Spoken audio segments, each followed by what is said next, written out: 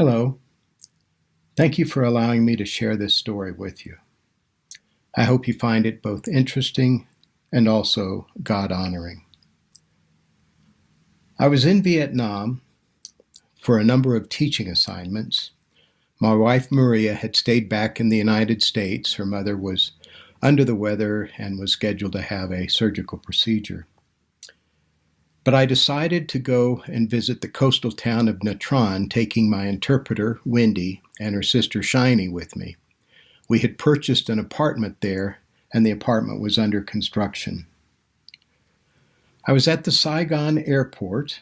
We were waiting to get in line to get on the plane, and the three of us took a selfie, or better yet, a Wi-Fi. 3 minutes after this picture was taken, according to both Wendy and Shiny, I was dead. Shortly, I'll tell you what I experienced, and we'll also hear from Wendy, but let me describe the events, at least the events of the physical world around me from what I've been told. While I was alert, without warning, I noticed something was terribly wrong with me. I leaned forward and I blurted out, "Oh my God, this is bad. This is really, really bad." Wendy knew that I was a sufferer of vertigo, and so she thought I was having a vertigo attack, and she asked, "Vertigo?" And I said, "No, not vertigo." And that's all I remember concerning the world around me.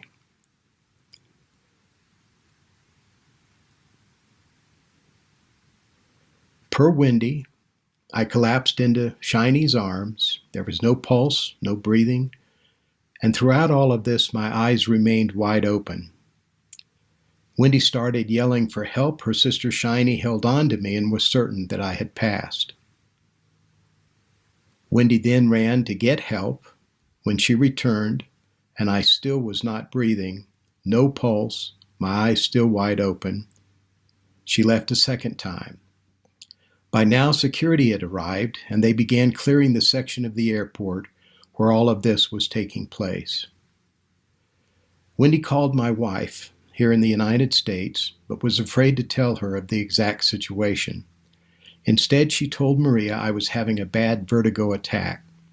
The phone connection was not good, though, and all of this must have been confusing for Maria. But she did tell Wendy, "Tell Rick I love him." Wendy once again returned to where I was, and Shiny told her I had passed. Wendy now left for a third time. Shiny remained holding me and began praying loudly. Despite security having cleared the area, there was a lady dressed in red who remained beside Shiny and I. She heard Shiny praying and said to Shiny, "Don't worry, God has heard your prayers. Your friend will be all right." Wendy now returned, this being the third time. She could not look at my face due to my eyes continuing to be wide open. She could only fall to the floor, and she began praying. It is here and at this time that Shiny felt some wind next to her, that I was starting to breathe again. She blurted out, "Wendy, he's breathing, he's alive." By now, several medical practitioners had arrived, and they were able to place me onto the ground. This is a picture of the cleared area at the airport. You can see some medical practitioners. You can see Shiny holding my head. Of course, that's me on the floor. And yes, there's the mysterious lady in red hovering over me. I regained awareness of the world around me, was put on a stretcher, placed in an ambulance, and taken to a nearby hospital. Later, Wendy would share the picture that we took right before the event, and she would write, "You went to heaven for about 4 or 5 minutes and came back." This is the hospital that I was taken to. Fortunately, it was close to the airport, and this is me awaiting medical attention. So what was going on? What happened? Let's now look into this. Yes. When I just when we just sat there at the gate number 5, Yeah. and we just sit between two of us and just talking and laughing and took a selfie and send you the Yeah. pictures. And about a few minutes later, Rick said, "Oh, this is not good. Oh." And I said, "What happened?" And then he said, "What happened, Rick?" It just like, "What happened, Rick?" "No, vertigo." But I thought he said no and vertigo. I thought that he said he got vertigo. I said, "What happened?" And then he always hold his phone on his hand. And I saw his hand is like, his phone only dropped, and I tried to touch his phone. And then Shiny saw him, and Shiny tried to hold him like this, and he just looked like this. Yes, and two of his eyes like open very, very big. It's just like in the movies, and somebody shoots somebody and they die, and his eye it just open up like this. It's just like dying like this at the moment. And when I look at his eye, I was very, very scared. I said, "What happened?" And I tried to see if he still breathe and if his heart is still beating. And then now breathe and now breathing as on. And I said, "Oh no." And I immediately said, "God already take him home." But I said, "God, even if you take him home, I need to ask for help. I need to ask people for help." And I just stood up and I said, "Anybody can help me." Let the doctor to proclaim that. So when after I tried to talk to you, but the internet wasn't good, Yeah. and tried to talk to you, and then after I talked to you, I called. I said, "I need to let his friend in Vietnam know, and we can pray for this situation." Okay, so I called for Bit, and I said, "But Rick has a problem." I didn't tell her that, but Rick already died. Oh my I said, God. I said, "Rick have a problem. Ask his friend pray for them." And and then I just turned off the phone. And now when I come back, I walk back and Shiny hold Rick like this, and I said, I look at Shiny, and Shiny said,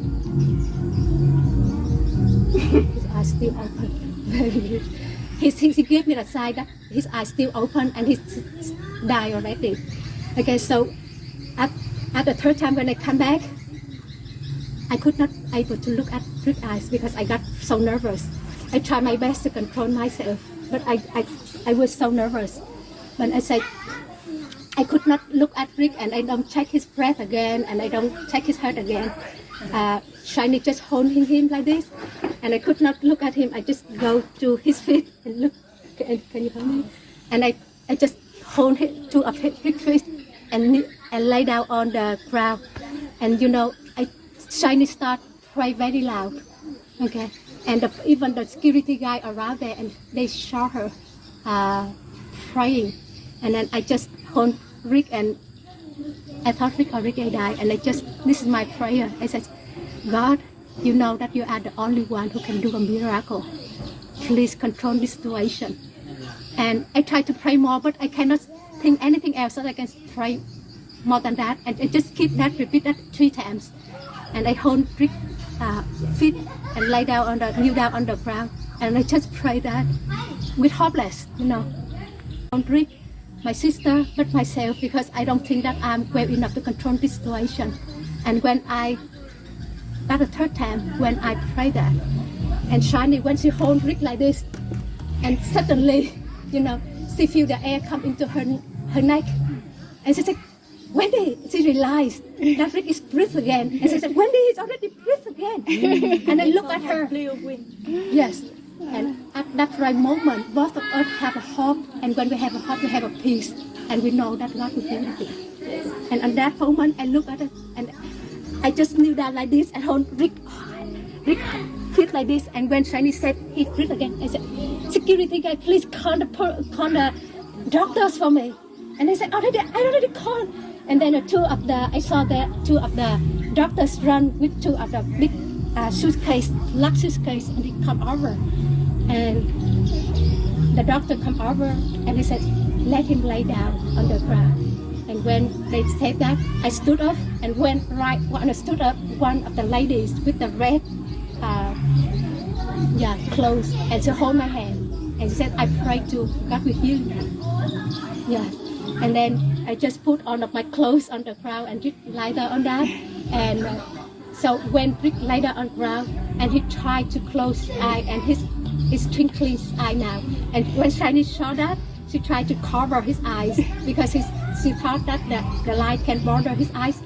And then Rick said, "What happened?" And what Shani said, Yeah, I said that God heal you and God love you so much. So "Yeah, don't worry anything. Yes, You're she said, okay now. don't need to ask." And then the next sentence, Rick said, "Water. I thirsty. I need some water." And then we run around and we find water for him. And the security guy said, "What are you doing?" And she said, "Well, I'm looking for money to buy water. I just go and get for you." And he go to the store and bring back the water for him. And he have a 2 cups, small cup of the water. And then we take him to the hospital. Oh my God. Yes. So But the lady in red yes. said, as I understand it, she said to Shiny, "Don't worry, God has heard your prayers. Yes. Your friend will be okay." Yes. It's exactly. Yeah. And so we think the lady in red may have been an angel. Yes. We have a picture of her. I know you said that. Yeah. So when the second time when I call you, I like everything is calm down and Ricky just lie down there, but we feel peace and we feel that God will healing him. I'd like to now talk a little bit about what I was going throughout this event. And there are several things that I would like to share. The first item I'd like to share: at no time was I not conscious, nor was I asleep. I did not know of anything happening in the world around me, but I knew what was happening during this event as far as my own sensations were occurring. And also, at no time did I feel like time stood still. I was able to think about things chronologically or step by step. And I was analyzing what was going on. The first thing I noticed was the physical aspects of what was occurring. If you're sitting in a chair, you can feel the pressure of that chair against the weight of your body. If you have your arm on the armrest of a chair, you can feel the chair against your arm. I felt no sensations like that whatsoever. This is why I think some people describe what they've gone through as floating in air. I could understand them describing it this way. I wasn't floating, I wasn't moving anywhere, but I had no pressure on any part of my physical body. From there, my mind went to something that I haven't experienced for over 5 decades. I've suffered from tinnitus, some people pronounce it tinnitus, or ringing of the ear. All of a sudden, for the first time in over 5 decades, the world was quiet, and it was this beautiful quietness. And then third, I focused on what I was seeing. Now, I didn't see a tunnel, I didn't see a bright light, I didn't see my grandmother or my parents. All I saw was this rich blackness, a different blackness than what you experience when you close your eyes. And it was this blackness that was pulling me. It was like a force that was pulling me. And with every second, with every tug, everything felt better and more wonderful. I can't describe it. There's nothing on earth I can compare it to. It's just this wonderful feeling that gets better and better and better. And so when I came to, and I lost all of what was going on, my first response was sadness and disappointment. I wanted to continue on that journey. And after I had thought through that for a few seconds, I then got really upset with myself. I had this strong feeling of guilt, so much so that I started to cry. And that feeling of guilt was my desire not to return, knowing I would be leaving behind my wife, my daughter, my grandkids, work that needs to be completed. So I was left first with this feeling of disappointment that I had to return, and then secondly, a feeling of guilt that I had a desire not to return. Well, what does this mean theologically? Our Christian worldview tells us death does not mean non-existence. Death means separation, and there's two types of death. Physical death is separation from the body. Spiritual death is separation from God. All of us enter life spiritually dead. This happens because we are sons and daughters of Adam. We inherited his sin and his sin nature. And so all of us will face physical death. Our souls don't die. That's true whether you're a Christian or a non-believer, an atheist. Our soul is the immaterial part of who we are. We're not a body that also just happens to have a soul. We're a soul that happens in this form of existence to have a body. Secondly, despite what Wendy and Shiny say, I do not believe that I died. I say this for two reasons. A near-death experience is simply that. The person is near death. They haven't died. And by the way, I've taught on heaven, and when I was teaching on heaven, I downplayed and rejected near-death experiences. Now, of course, I have a totally different opinion.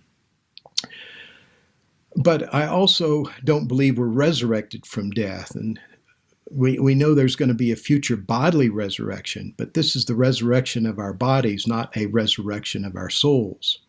The Bible teaches the exact second we die, we are immediately with Christ. And depending upon how you view Luke 16, story of the rich man and Lazarus, it seems angels take us into the Lord's presence. So death for those called into the family of God is a quick journey into the presence of Jesus and God the Father, and possibly escorted by angels. Third, we can learn from a man who got a glimpse of heaven. That's the Apostle Paul. Now, we know John talks about heaven in Revelation, but that's a vision. What Paul experienced, he doesn't really describe in detail, but he was able to go to heaven. And I think we can understand what happened with Paul by looking at his life and how this motivated him in times of persecution. We find this very brief discussion of Paul's visit to the third heaven in 2 Corinthians 12. He describes it in the third person. And separate from this, of course, Paul got to see Jesus while Paul was the Rabbi Saul on the road to Damascus, going to Damascus in order to persecute the Christ followers. So Paul had a unique perspective. I think this is why he could face all of the beatings, imprisonments, rejection, all of the disappointment. And even while he's in chains, even while he's in prison, relatively soon before his execution, Paul could write, "For to me, to live is Christ, and to die is gain." And I think anyone who's had, I'll call it a near-death experience, or what Paul went through, it's easy to understand this. I shouldn't say death is something we look forward to, but my goodness, for those of us who are followers of Christ and are invited into the kingdom of God, my goodness, for us, to live is Christ, but to die is gain. And finally, Paul in Corinthians quotes Hebrew scriptures, and he's able to quote this because of his perspective. He says, death has been swallowed up in victory. And he says, where, O death, is your victory? Where, O death, is your sting? So let me end by thanking my translator, a good friend of mine, An, who lives in Vietnam and spent all of the time with me while I was in the hospital and recuperating. I also want to thank my sister in Christ, Wendy, who prayed for my recovery, kept Maria informed what was going on. I also want to thank all of the wonderful people that came and visited me while I was in the hospital. It made the total of 15 days pass very, very quickly. Some of these were associates, some were friends of my Bible teaching courses. This, of course, is Wendy. And here's a man I met in the hospital. And now let me just end with a prayer, or at least some thoughts. If God has made you a participant in his kingdom plans, I hope that what I've shared is viewed as an encouragement. God has wonderful plans for us, not just for the here and now, but also in the hereafter.